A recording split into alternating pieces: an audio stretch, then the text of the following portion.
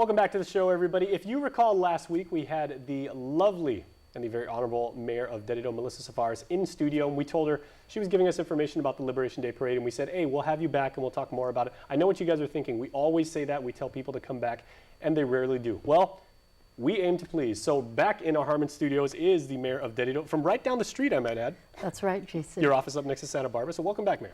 Thank you, Jason. Okay, but of course you are in the capacity, you're the co-chairperson of the Liberation Day Parade, working really hard to make sure that the parade goes off without a hitch. Yes, I'm assisting Bill Rages from Department of Parks and Recreation, who's down at the parade route right now, making sure that everything's clean and equally ready. Working hard. Right. Okay, yes. so how have the parade preparations been to this point? Because we know volunteers are signing up, to clean up. We know that people are applying for permits so they can go along the parade route. We know that the floats are now being registered and, getting their correct order. And everything. So all the floats, we have a lot of floats entered from different government agencies, nonprofit organizations, villages, of course, and we have some business floats as well. And then we also have a lot of marching units, some cars that are being spruced up right now to get out on the parade route.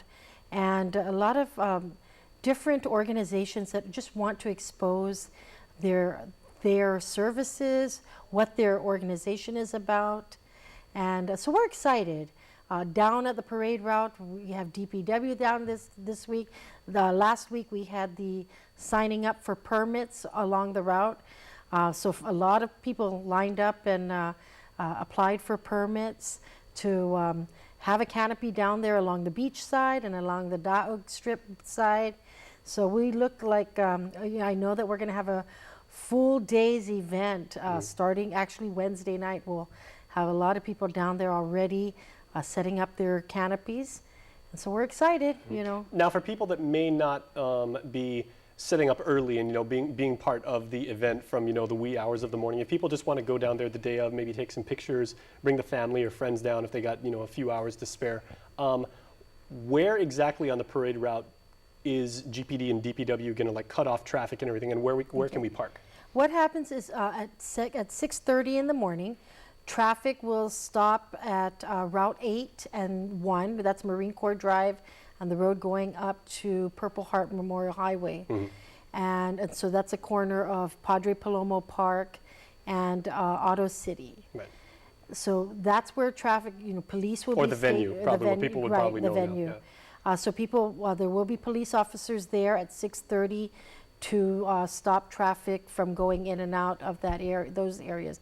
And then it'll be stopped all the way through Adaloop, the intersection where Mobile gas station and Adaloop is at. So if for some reason you're coming from, say, Big Navy, or you're coming from the southern end, you have to go around Maina if you want to go up Maina, go up through Naval Hospital, and then out to through Bank of Guam or the Agana swimming pool. Agana Heights or Sinani, or correct. Wherever you want to go. Yes, and the same way, if you're coming north, I know it's a regular working day. Not everybody's off that day, and so people still need to get to work. If they work in the south or in PD, they would need to go after 6:30, go up Agana Heights and down Snake Road and out through Adaloop. Now, you were intimately involved with the planning and execution of logistics for FestPac, and a lot of the feedback that we've been giving is people were saying, wow, it worked so smoothly with parking, and there were shuttles, and I knew where I could park, and there were designated parking areas. Are those plans also in place for the Liberation Parade, or? No, parking in Agana, of course, we know government agencies are closed that day.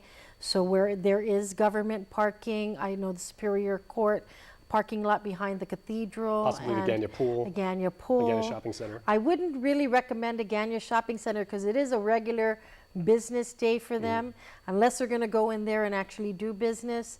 We don't want any vehicles towed from there. Right. But Agana Pool is definitely the area behind the old administration building.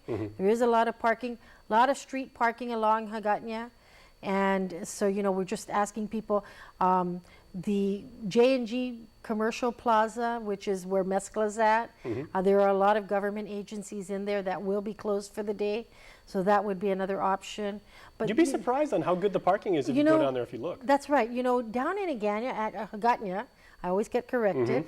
Down in Hagatna, actually on parade day, there is amazingly a lot of parking down there, just through the side streets and the old administration building parking lot. There, you know, that whole building, the building is gone, so it's a perfect area for parking, and then along the roadways there. And then if not, at most, it's a 10-minute walk from wherever you are, because again, it's a real small place. Yes. Okay. And so, of course, remember that the museum, that's only a one-way area, but that area is going to be closed specifically for VIP parking. Okay. Those that were on the, or who are going to be on the reviewing stand. Okay, well, final thought before we go to commercial break, and what are the last action items that you have to check off your probably a mile-long to-do list before we roll into Thursday? Well, of course, we're still working with Homeland Security, the police, and all the public safety personnel to make sure that all the entries have their placards that they need to get in. And we're DPW sprucing up, checking all the trees. We do have a tree trimming permit, so we're having those tree branches all assessed and make sure that the route is all clear and clean. Okay, well, Mayor, we're very, very lucky to have someone who works as hard as you and cares so much to make sure that we have a wonderful Liberation Day parade. So thank you very much. Thank you, Jim. And happy Liberation Day, and we'll see you down there. Same to you. Okay. All right, please stay tuned, everybody. We are back right after this.